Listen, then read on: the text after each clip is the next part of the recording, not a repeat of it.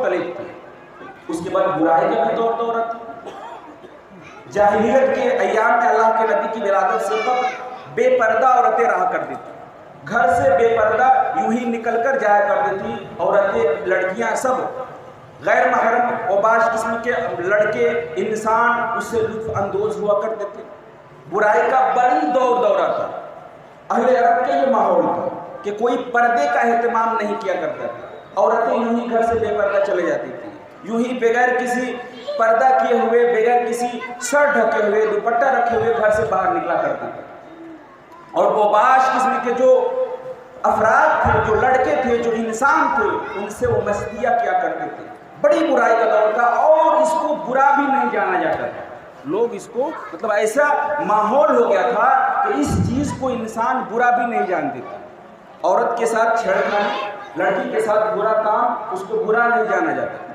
ایسا ماحول ہو چکا تھا. جب سرور کائنات صلی اللہ علیہ وسلم کا ورود مسعود ہوا، اللہ کے نبی صلی اللہ علیہ وسلم اس خاکدانی گدی پر تشریف لائے تو سرور کائنات نے ان تمام کا خاتمہ کیا. قرآن عظیم میں اللہ تبارک و تعالیٰ نے آیت کریمہ نازل فرمائی، وَلَا تَبَرُّجْنَ تَبَرُّجَ الْجَاهِلِيَّةِ وَقَرْنَ فِي بُيُوتِكُنَّ کہ اے مومنہ عورتوں، اے مسلمان عورتیں اپنے گھروں میں رہا کرو، بے پردہ گھروں سے نہ نکلو جس طرح ایام جاہلیت میں بے پردہ نکلا کرتے تھے. پھر پردہ کا حکم نازل ہو گیا. اب مسلمان عورتوں کی حکم ہو گیا کہ اب بغیر پردہ کے آپ کو گھر سے نہیں جانا ہے. لیکن آپ بتاؤ، وہ دور پھر عود کر گیا ہے. وہ زمانہ پھر لوٹ آیا، جاہلیت کا زمانہ. جاہلیت میں جو کام ہوا کرتا تھا، آج اس 21ویں صدی میں وہ سارے کام ہونے لگے. اللہ کے نبی صلی اللہ علیہ وسلم کی پیدائش سے پہلے جتنے کام انجام دیے جاتے تھے، ان میں سے اکثر کام آج انجام دیے جانے لگے. بے پردگی جو اس زمانے میں تھی، اس سے بڑھ کر اس زمانے میں ہو گئی.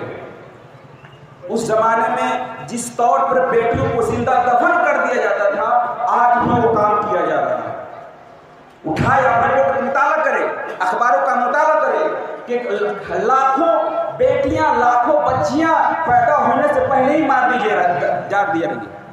اب پڑھو، مطالعہ کرو کہ انسان لوگ یہ مشین کے ذریعے، ڈاکٹروں کے ذریعے پتہ کروا لے رہے ہیں کہ پیٹ میں بچہ ہے، بچی ہے تو دوا کے ذریعے اس کو وہیں پہ ختم کر دیا جا رہا ہے. وہ زمانہ تو لوٹ آیا ہے. وہاں پہ پیدا ہونے کے بعد زندہ دفن کر رہے تھے، یہاں پہ پیدا ہی نہیں ہونے دیا جا رہا ہے، پہلے ہی مار دینے کی کوشش کیا. وہ زمانہ لوٹ آیا.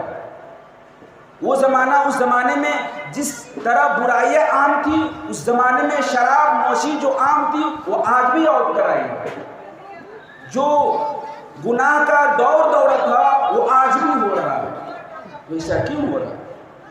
اللہ کے نبی کی حدیث سرور کائنات نے ارشاد فرمایا، وَنِسَاءٌ قَاسِيَاتٌ عَارِيَاتٌ. حضرت ابو ہریرہ راوی ہے، حدیث پاک ہے، صحیح حدیث ہے. حضرت ابو ہریرہ نے ارشاد فرمایا، اللہ کے نبی کی حدیث سرور کائنات ارشاد فرماتا ہے، وَنِسَاءٌ قَاسِيَاتٌ عَارِيَاتٌ. اللہ کے نبی نے فرمایا کہ ایک زمانہ ایسا آئے گا کہ عورتیں کپڑا پہنیں گی اور ننگی رہیں گی. مائلات، دوسروں کو اپنی طرف مائل کرے گی، لبھائے گی. ممیلات، اور خود دوسروں کی طرف لبھے گی. پھر اللہ کے نبی نے فرمایا، لا يدخلن الجنت، وہ ہرگز جنت میں نہیں جائے گی.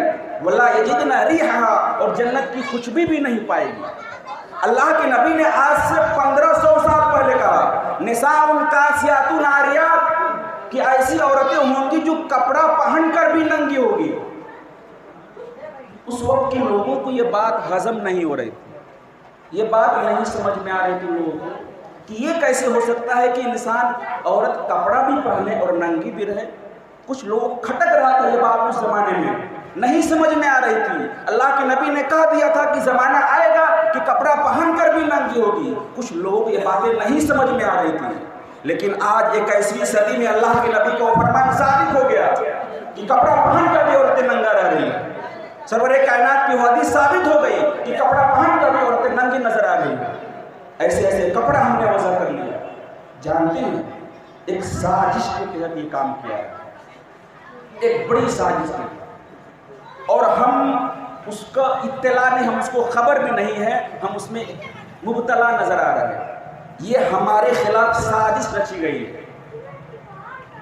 جب انہوں نے دیکھا کہ مسلمانوں کا عروج ہو رہا ہے پوری دنیا میں، جب پورے یورپ، افریقہ، ایشیا میں مسلمانوں کا غلغلہ تھا، ہر طرف ہماری حکومتیں تھیں، تو اب یہ عیسائی اور کرسچن شاطروں نے یہ چال چلا کہ کس طور پر اس کو مذہب اسلام سے برگشتہ کیا جائے، کس طور پر ان لوگوں کو اسلام سے پھیرا جائے۔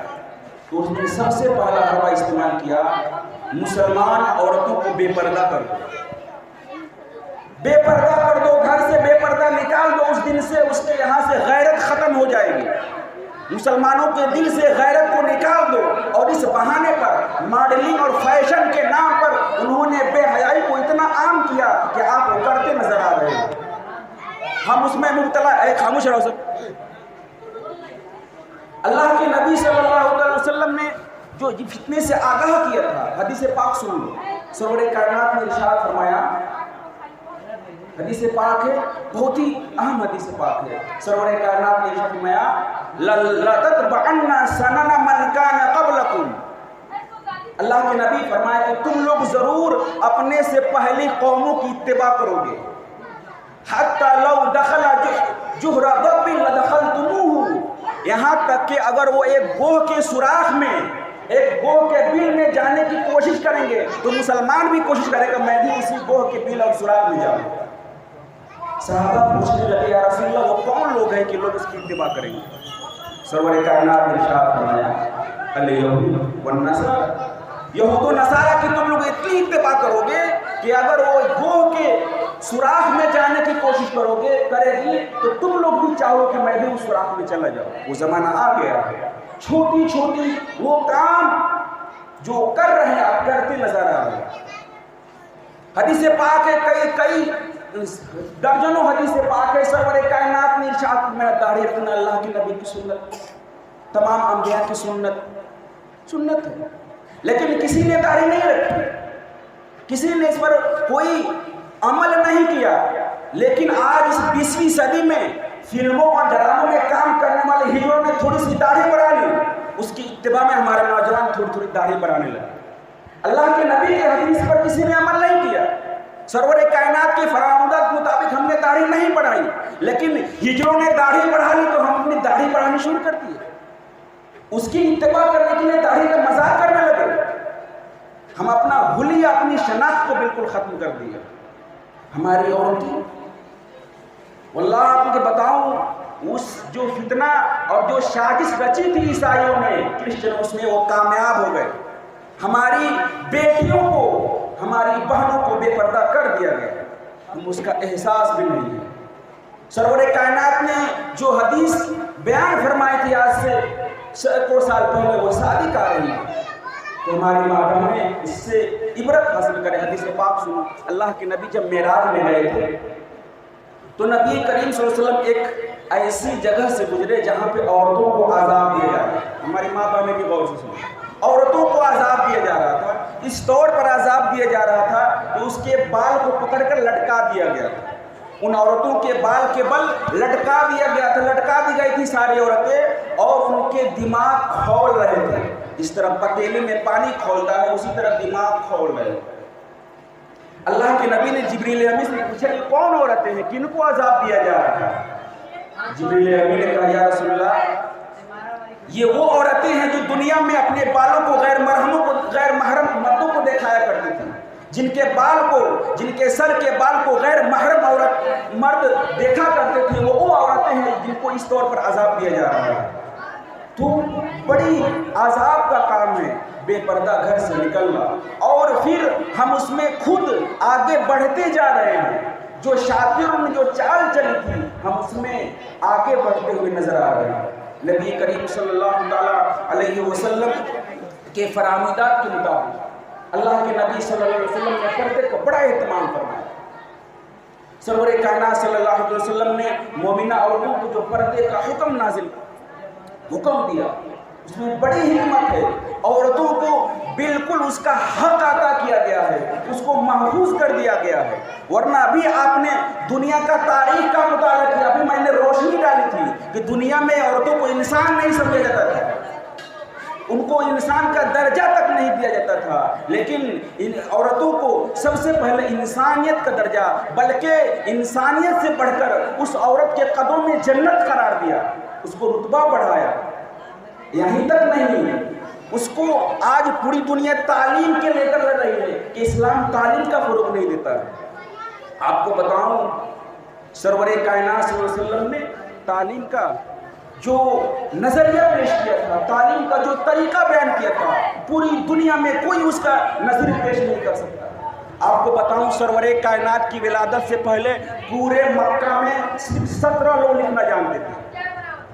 پڑھیے ہسٹری، صرف 17 لوگ لکھنا جانتے تھے پورے مکہ میں، لیکن اللہ کے نبی کی جب وصال ہوا تو 1,24,000 صحابہ کے ہاتھوں میں قلم دے دیا۔ حضرت عائشہ صدیقہ رضی اللہ تعالیٰ عنہ سے آدھا دین منقول ہے، اتنا وہ پڑھی لکھی تھی کہ دین کے آدھے مسائل حضرت عائشہ صدیقہ سے مروی ہے۔ کون کہہ رہے کہ اسلام پڑھنے سے منع کر رہا ہے؟ تعلیم کا جو درس دیا ہے، طلب العلم فریضۃ علی کل مسلم و مسلمہ، حدیث پاک ہے علم حاصل کرنا ہر مسلم مرد اور عورت پر فرض ہے۔ عورت کا کیوں ذکر ہے؟ کون کہتا ہے کہ اسلام عورتوں کو پڑھنے کا حکم نہیں دیتا؟ جتنا تعلیم کا حکم اسلام نے دیا ہے اتنا کسی اور نے نہیں دیا، لیکن ہم نے اس کو تمام، بلکہ آپ کے دین کا جو اس شروعات ہے، آپ کے مذہب کی جو شروعات ہوئی وہ تعلیم سے ہوئی ہے، لیکن آپ نے اس پر عمل نہیں کیا۔ نبی کریم صلی اللہ علیہ وسلم نے تعلیم کا جو ماحول بنایا تھا، آپ کو بتاؤں، جنگ میں کوئی قید ہو جاتا ہے، جنگ جو آپ دشمن سے جنگ لڑتے ہو اس میں کوئی انسان پکڑا کے آ جاتا ہے تو اس کو قتل کیا جاتا ہے، اس کو سزائیں دی جاتی ہے، لیکن آؤ اٹھا کر تاریخ پر جنگ بدر کا واقعہ۔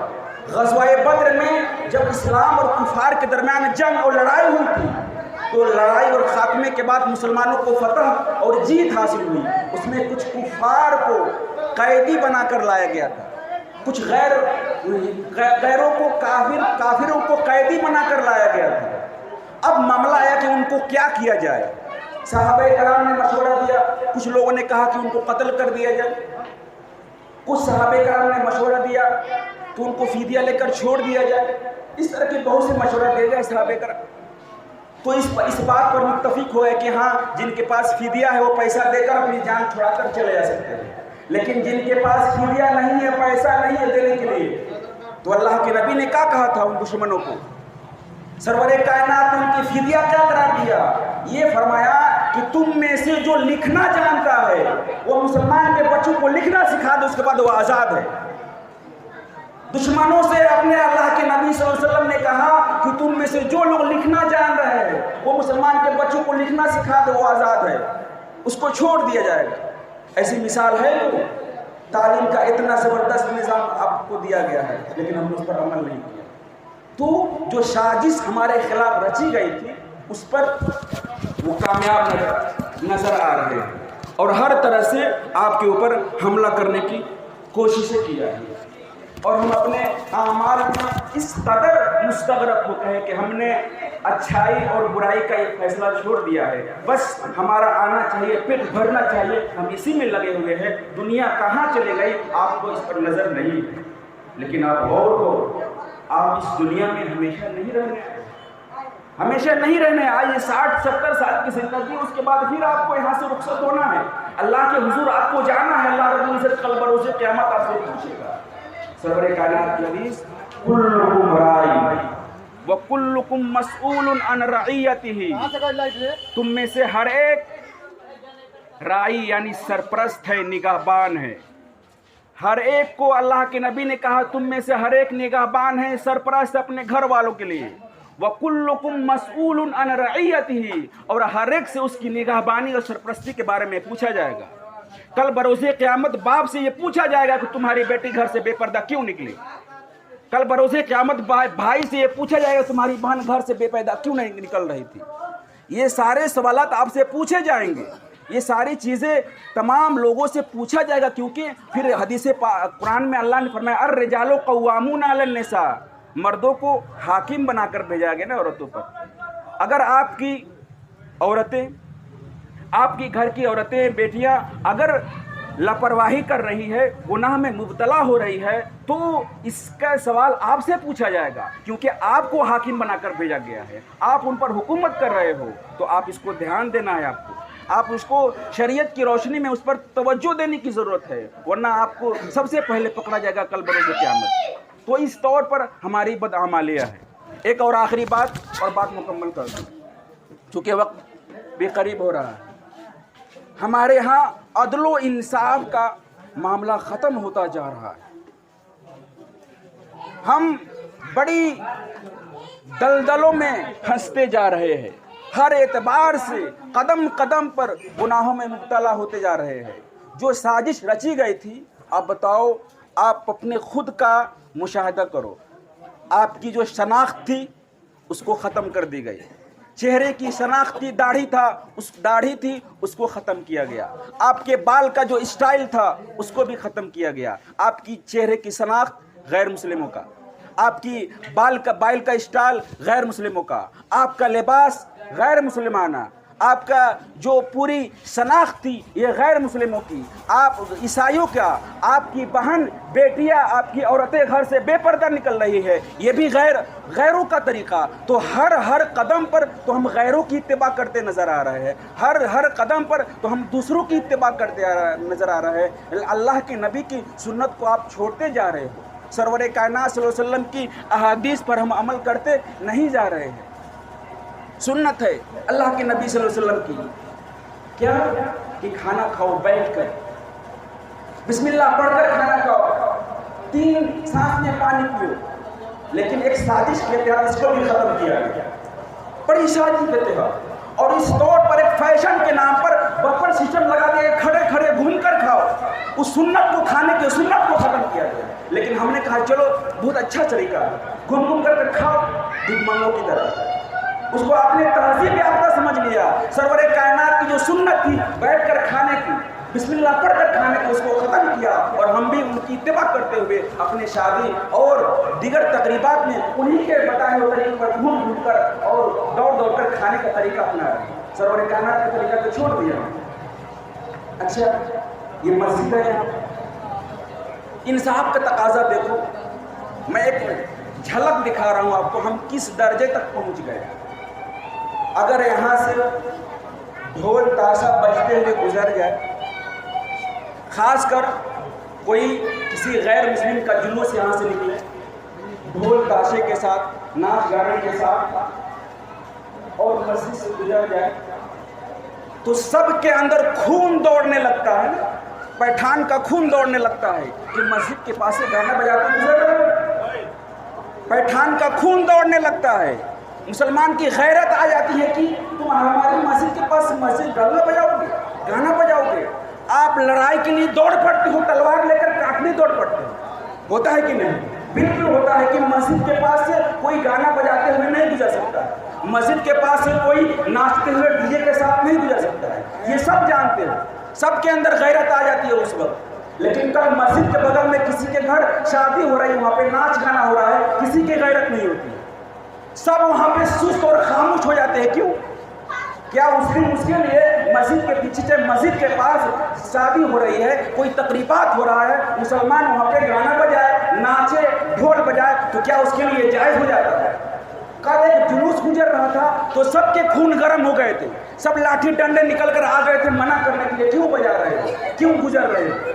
लेकिन आज मस्जिद के पास, मस्जिद के पीछे, मस्जिद के आगे नाचा जा रहा है, डीजे बजाई जा रही है, गाना बजाया जा रहा है, किसी के अंदर ये हिम्मत नहीं है बोलने की। कहाँ गए मामले, कहाँ के अदल इंसाफ आपका? आप इंसाफ पर अमल कर रहे थे ना, जब खुद अमल नहीं करोगे तो दूसरे क्या अमल करेंगे? खुद मस्जिद के सामने नाचोगे और ढोल बजवाओगे तो दूसरे को हम क्या समझेंगे? वही नहीं समझेंगे बजाने में कोई हर्ज नहीं, बजा सकते हो। मुसलमान जब खुद बजा रहे हैं, मुसलमान मस्जिद के पास खुद नाच रहे हैं, तो वो यही समझेंगे ना कि बजा सकते हो, मस्जिद के पास नाच सकते हो, मस्जिद के पास गा सकते हो, तो हमारी कोताही है ना।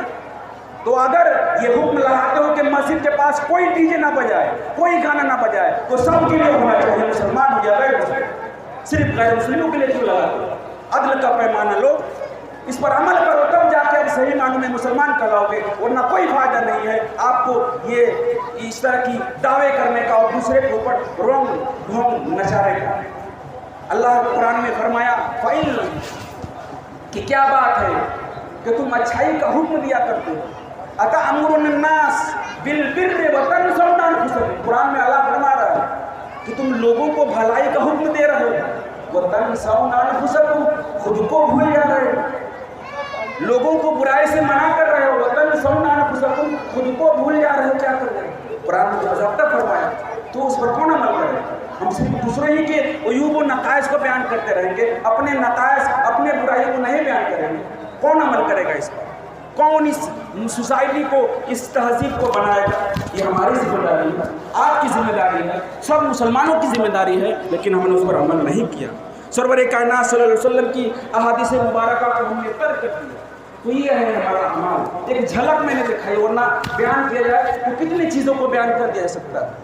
یہ ہے سرور کائنات صلی اللہ تعالیٰ علیہ وسلم،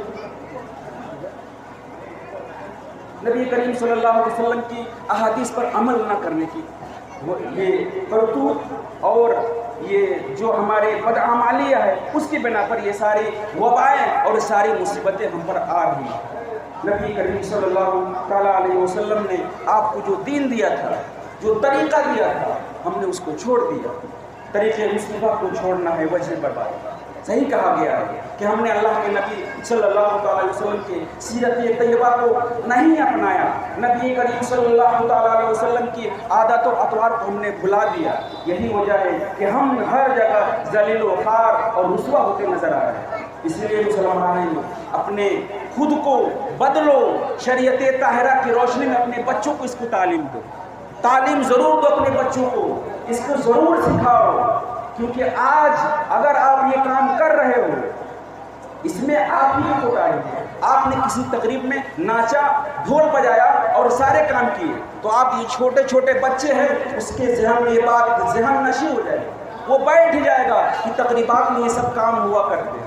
جب وہ بڑے ہوں گے تو وہ بھی یہی سب کام کرتے نظر آئیں گے، جب وہ بڑے ہوں گے شعور کے منزل پر پہنچیں گے تو وہ سب یہی کام کرتے نظر آئیں گے۔ تو آپ کو خود بدلنا پڑے گا، تب جا کے آپ کا معاشرہ، آپ کا گھر یہ بدلتا نظر آئے گا، ورنہ ہر جہاں جانب سے آپ دلدل میں پھنستے چلے جاؤ۔ سرور کائنات صلی اللہ علیہ وسلم کی برکت میں درود پاک پڑھ لیجیے۔ اللہم صلی علی سیدنا مولانا محمد بارک سلم، صلو علیہ صلاۃ و سلام علیک یا رسول اللہ صلی اللہ تعالیٰ علیہ وسلم۔